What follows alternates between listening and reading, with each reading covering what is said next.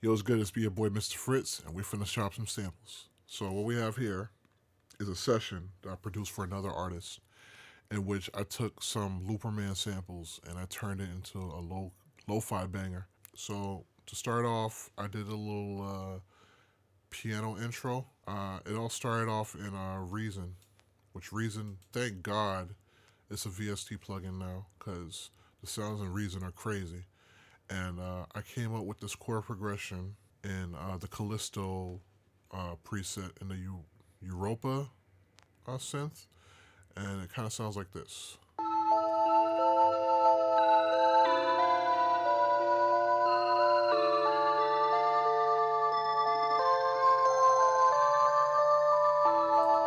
So to complement that, I came with a bass that I found in Contact. Still gotta upgrade to Contact 7, but that'll come. And it sounds like this.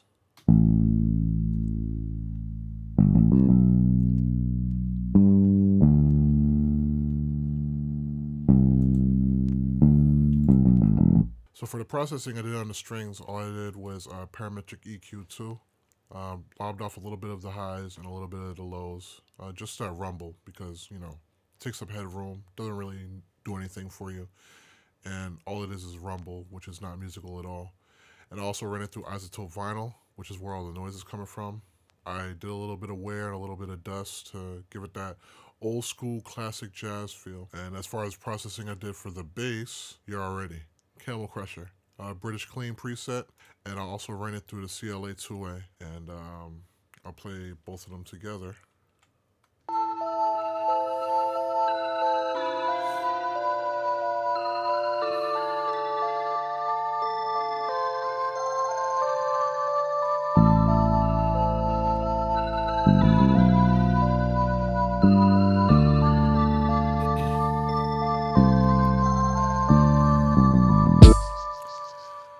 Alright, and that's the intro. Now, completely unrelated to that intro, I found a Looperman sample that I really rock with.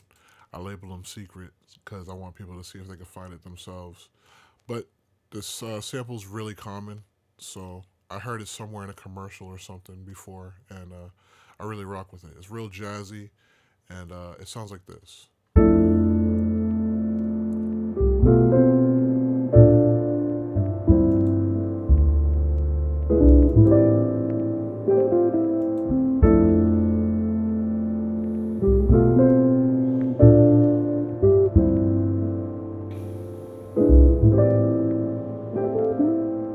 Now, as far as the drums, I used a bunch of lo-fi drum kit that I had since 2022 that I never got a chance to, but I already knew that this was going to be like a lo-fi type beat.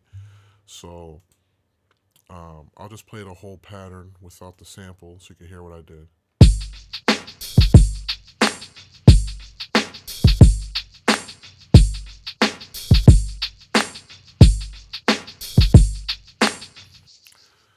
And let's break it down.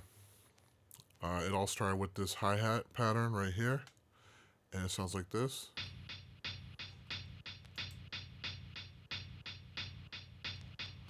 No processing on that. Add another hi-hat to layer it.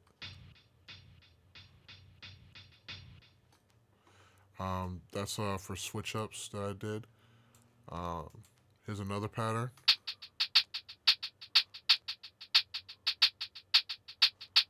Some real nasty swing on there. And as you can see, I messed with the velocity and the piano roll to give it that lo-fi swing, that kind of jazzy swing to it. Real dope. Then there's a snare. Only thing I did with the snare was I ran it through the default transient processor that comes with FL Studio. I don't know if it comes with all of them. I have the all plugins bundle, but it really brings out that transient, makes it sharper. Next is the kick, and it sounds like this.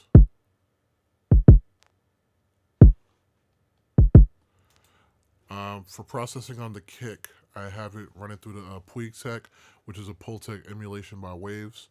All I did was boost around 60 hertz, and that really brings up the low end punch. And I attenuated it a little bit, almost a couple dBs.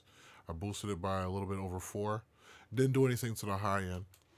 And of course, I ran through Camel Crusher 2 because that's my low end sauce right there. Just a little hi hat just to give it a little bit of variation. Just, add to the drum break a little bit. This is a real nasty clap. I like it a lot. Sounds like something that Jay Dilla would use. And there's no processing on that either. I did a ride every start of the bar, so it's on every one. So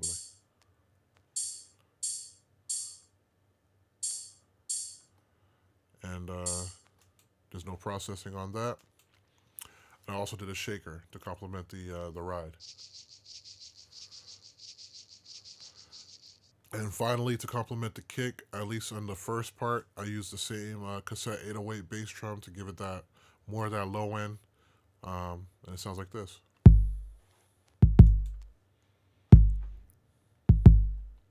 And all I did was run it through R bass around 100 hertz. All it does is round out the kick a little bit. Like it's all sub. So if you give it a little bit of a boost around 100, it kind of makes it sound fuller, like more complete. And when you layer that with the kick, it just complements each other. I lowered the intensity I raised the intensity by a dB just to make it punch through a little bit more. And overall, they all work together. And I'll play it all together right now.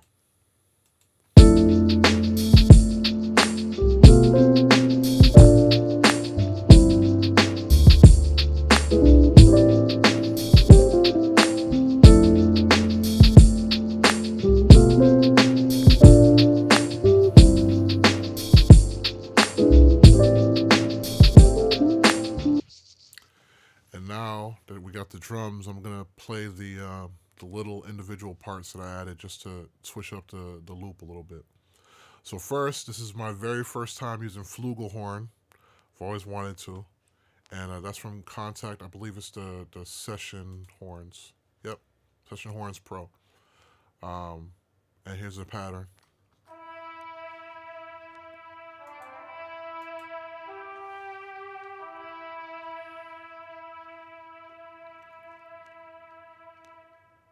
Real dope.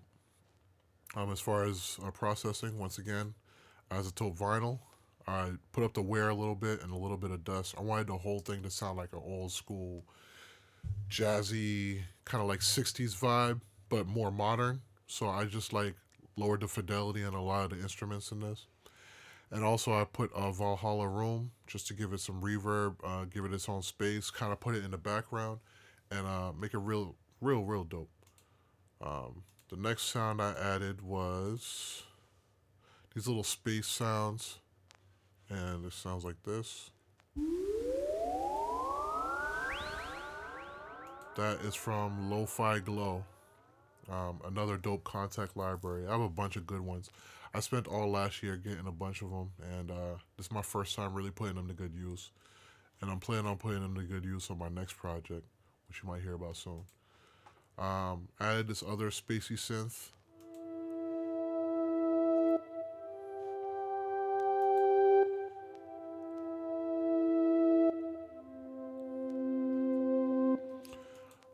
That is from Soul Sessions. This is another real dope Contact library. I almost put a vintage chorus on it, but I opted against it because I wanted to process it when the song was recorded, and came out real good.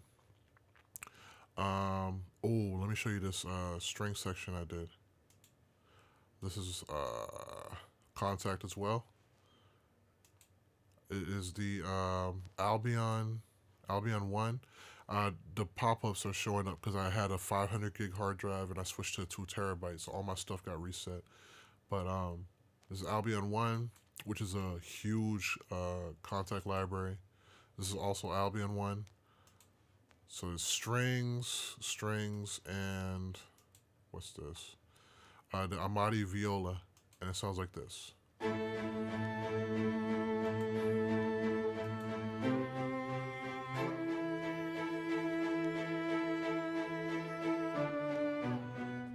So I think one's like piccato, or one's long, one's spiccato. I said piccato. I can't speak English. I don't know. And this is another long one to complement the first long one. Pause. And that plays the background in the actual beat. And is there anything else I added? Oh, I did this little riser part right here. We'll play that.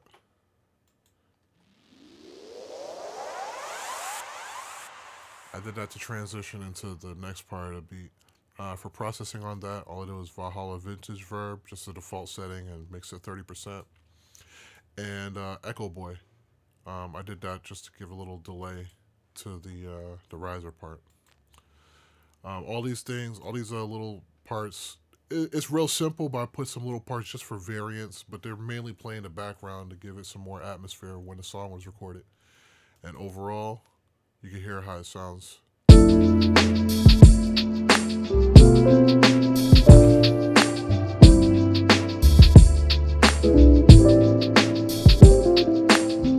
That's the flugelhorn. Here's the space sounds right here.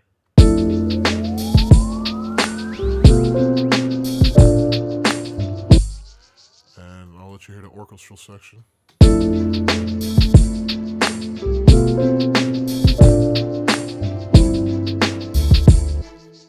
In this session, I didn't process it because I wanted to save it for however the singer was going to do it, and I put it in the background. So then you'll hear the last part, how it complements the sound.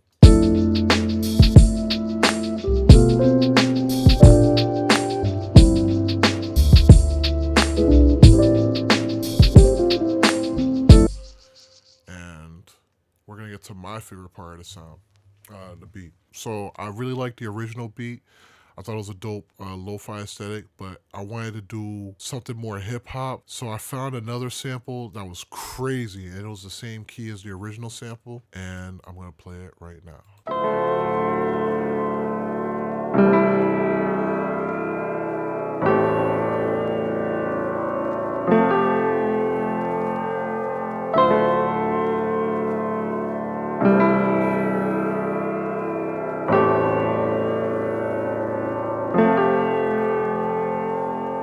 It was like some crazy ass jazzy piano chords, and I was like, "Yo, this shit is crazy." So I took out all the hi hat stuff and I simplified the drums. I left it basically just kick and snare, and I'll play the whole thing real quick.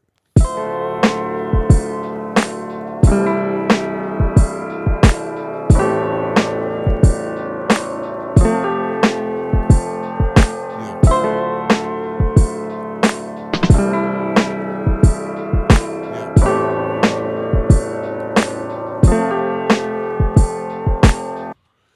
Um, so like I said, I just muted all the hi hat stuff.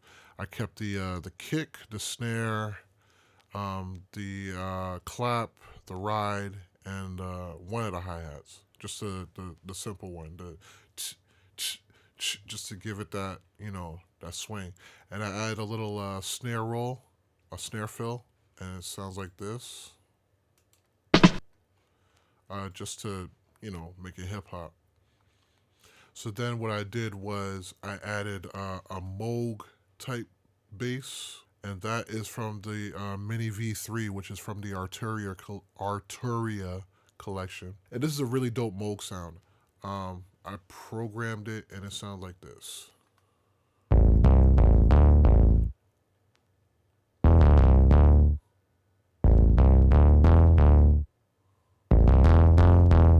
As far as processing goes, this is the part of this beat that I processed the most. Of course, I started off with Camel Crusher just to bring it out. I use R bass, raising it from 80 hertz to make it sound a little fuller. I use a Pro L to like squash it, bring it to the forefront of the beat. And finally, I used Kramer tape from Waves to fatten it up. This is the saturation that I was looking for.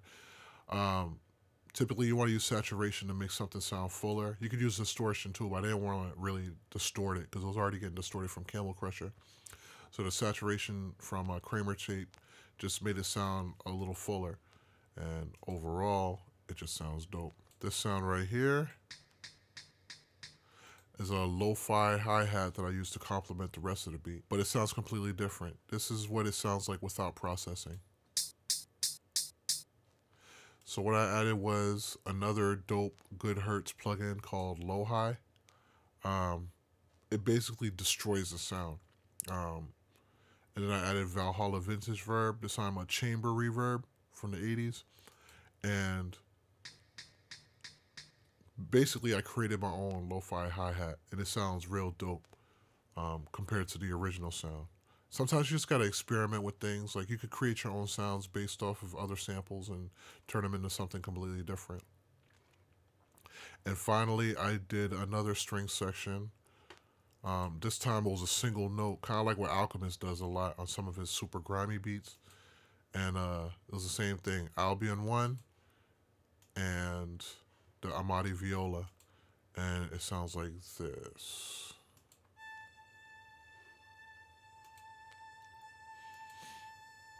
Just holding that note for the whole thing.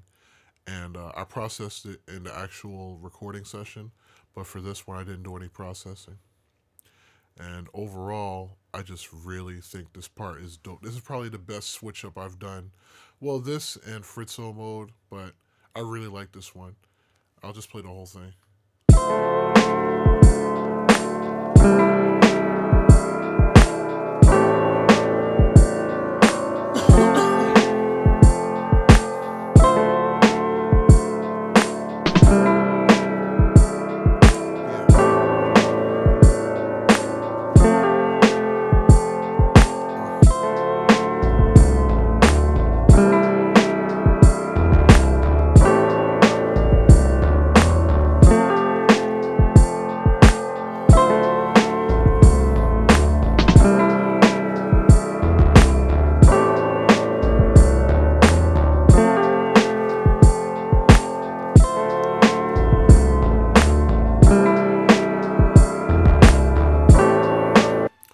Yeah, so I didn't really mix it that much in the FL session because I didn't know how the song was gonna turn out. Also, I apologize. It's 6:30 in the morning and I'm exhausted. Oh, finally, for processing that I did on the second switch up sample, just RC20 on the Vinyl One preset. It's a great preset. Make sure to turn the follow knob all the way up so you're not playing the noise all throughout. And sometimes you want to mess with the noise to see like different noise characteristics that you might want to try out, but I just opted against it. I'm kind of just set it and forget it, especially when you're doing this many sounds in one beat. Like, don't think about it too much. You know what I'm saying? It's all about feeling. Like, yeah, there's certain parts where like I did a lot of work to change the sound, particularly this lo-fi hi-hat that I put on the second part.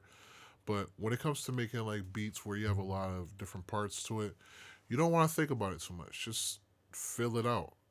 That comes with experience, obviously.